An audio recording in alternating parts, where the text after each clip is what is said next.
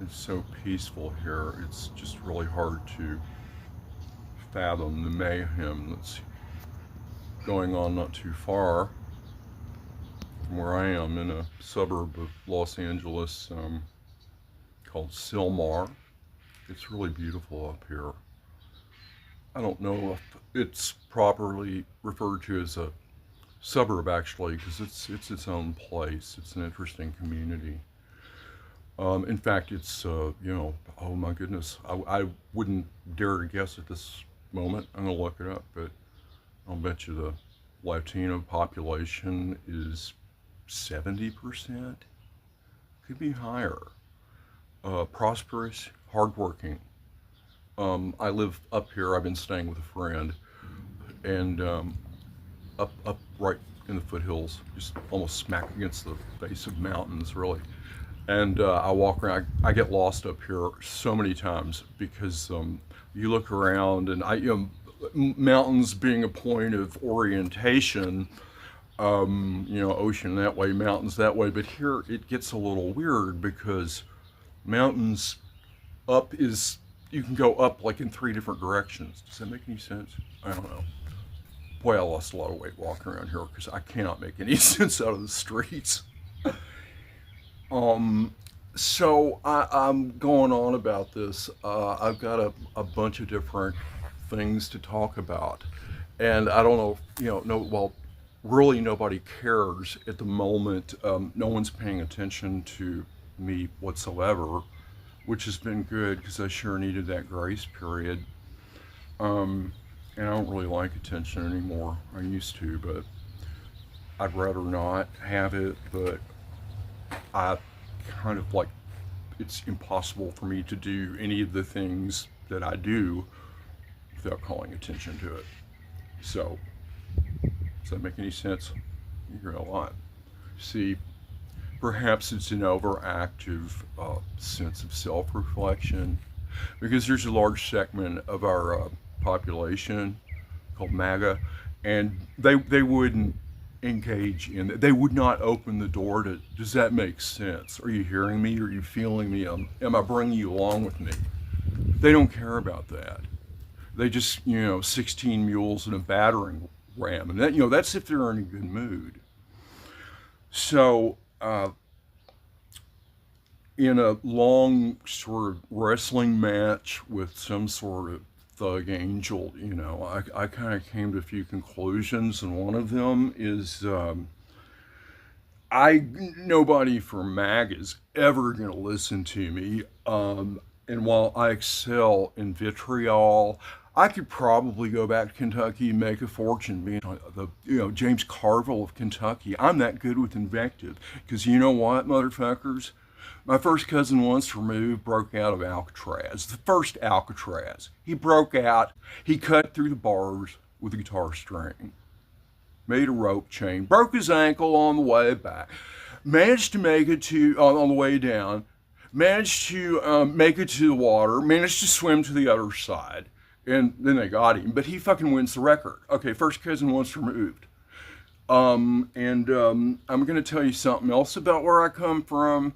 Hunter Thompson, he is a Louisvillian. And when I met him, it's weird. This came around from a couple of different directions. I met him journalistically first, but I became fairly well acquainted with his son Juan, who was just a lovely guy. I really liked him. And who'd been to my house and whatnot. And when I first met Hunter, though, I ducked into the back seat with this interview thing, and we started talking. I'm like from Kentucky, and I don't know how it came up, but yes, that's it. His mother and my mother, who his mother would be my grandmother's generation, and by extension my grandmother is, are from the same hometown in Springfield, Kentucky. And I was like, yeah, and Hunter, when he's disarmed talking like that, he looked quite congenial.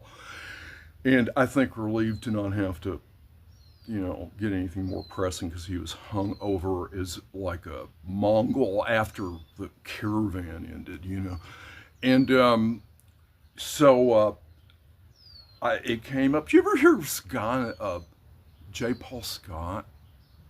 And it's like, why? Oh, he's my first cousin once removed. Yeah, yeah. I said, fuck, you're from good stock, man. He liked me after that. He was very impressed. But that's where I come from. That's what I was following for. I was split. I was split between two very radically different visions of Kentucky. And they're both good. And over here is Hunter Thompson. And over here is Wendell Berry, who, thank the Lord, I read before I read Hunter Thompson, got carried away with all that shit. So I've been many places you really, really shouldn't go. And I kind of almost didn't get back. And I come out of this with some perspective. Sixth generation Kentuckian, and I was exiled back in the 80s because I know too much. My grandfather was a very important point person in the Happy Chandler's administration, and to the extent that even Kentuckians, younger Kentuckians, know the name Happy Chandler. It just might have something to do with baseball, but it's far heavier than that. And I'm going to tell you what had to be done to wrest Kentucky out of the dire, dire poverty from which it still suffers relatively. But you know what? You got roads now. And you think they came out of nowhere. They didn't come out of nowhere. They came from the federal government. This government that you have, you Kentucky, no, MAGA Kentuckians, MAGAs in general. This is the government that they are destroying. They're destroying the government that educated us. And I'm talking to my friends here, because I don't give a fuck. I hope MAGA people are listening, because the more you exhaust yourself with your stupid ass, non-equivocal remarks, the better, because maybe you're just out there not causing utter mischief. So, pardon me while I kind of lapse between the you and the we. So the we is the Kentucky I know, intelligent, compassionate, forward-looking. That's the Kentucky of Andy Beshear, who I'm pretty pro Gavin Newsom. Interestingly, I have some friends out here who, now I understand their position. His progressive credentials have got a few bullet holes in them, but I'll take him over the alternative at the moment. The axis of Gavin Newsom and Andy Beshear, that's a real good bridge to build, because I'm going to tell you something, we're a whole lot more alike than you think, California and Kentucky. I've spent more of my life here than I've spent in Kentucky. But as I say, I'm sixth generation, 6.5, so I kind of think I had to leave also because I just had too much ancestral memory. And that includes slaveholding. I became a student of Buddhism some years ago, and I used to think this karma thing and reincarnation was just sort of a way to look at stuff. No, you carry the karma of your ancestors. And it's divvied out according to your own actions in one life or another, but I'm pretty sure, I'm paying back slaveholder karma from this life, because I've lived from past life, because that's a whole other story. I'm not ashamed to say it. It does. Many of us do. I don't think it's necessarily safe to say that if you are white and you were born below the Mason-Dixon line, that you had slaveholder ancestry. Maybe everybody's got a little bit of everything, that's for sure. But I do, and it's heavy. It's fucking heavy as hell. I'll be exploring it. And I want to say I'm finding my focus here. No one's paying attention to me right now, but I think that's going to change pretty fast, I think. So by way of, and I don't know how to work this Stupid gimbal. God, it looks like shit. I should just do one of those, like, put up a picture of a dog with a bone or something. I don't have to look at cameras. Well, anyway, so,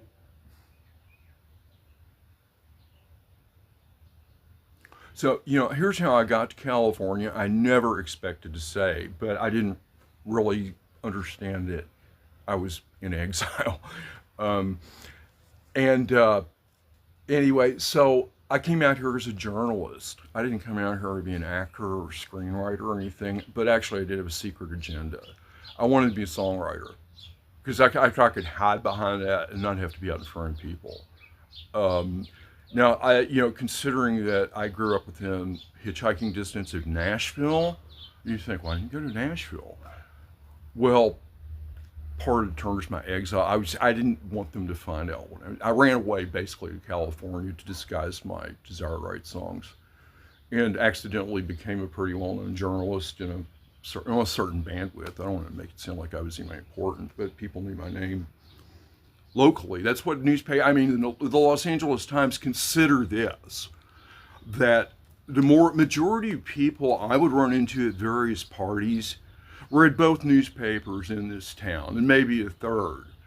And so they knew my name. They watched bylines, and I wrote stuff that was a little, it was a bit outre. So, in fact, I made a look at stuff. I can't even believe that they printed it.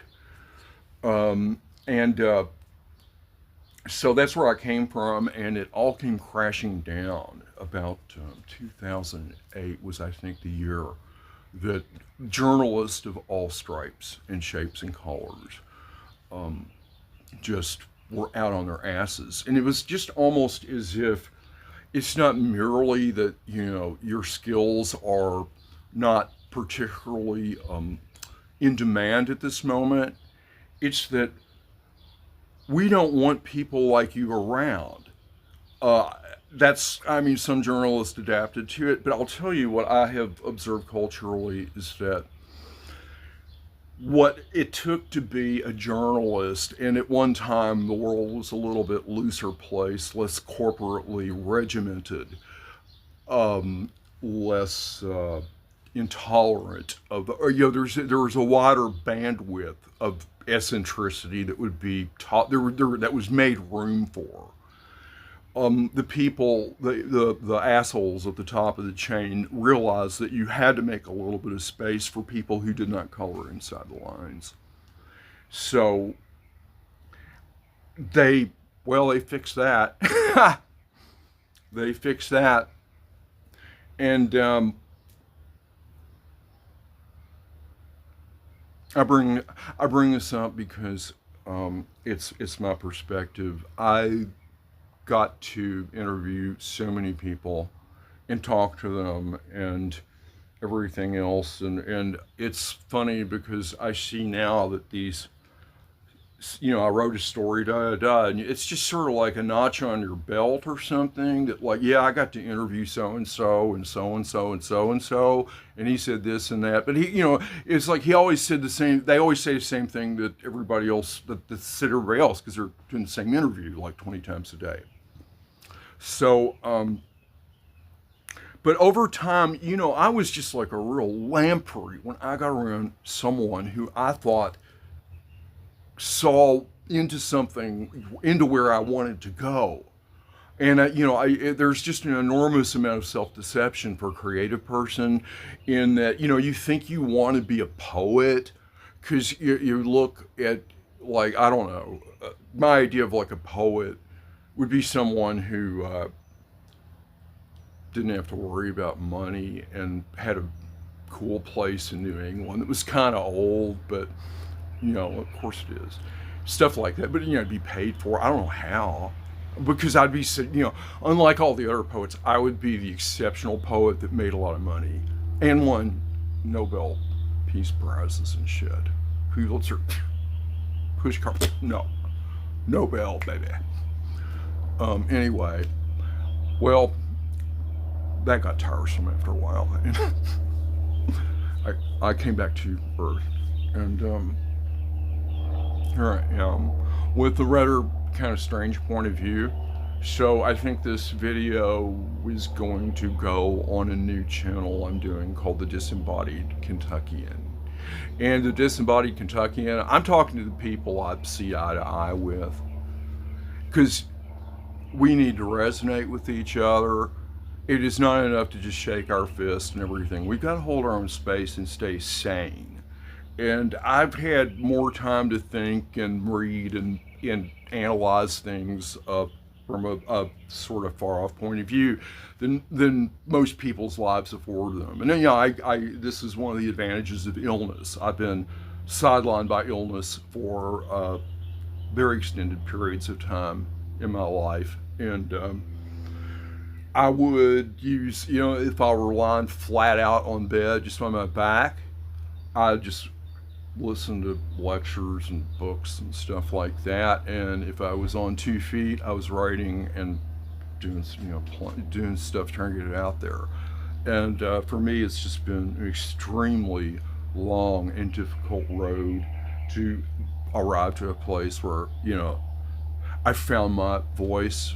I found kind of who I am and all of this stuff. So before I get maudlin and all that, I'm going to call it quits there. That's all I'm going to say for now. Namaste, y'all.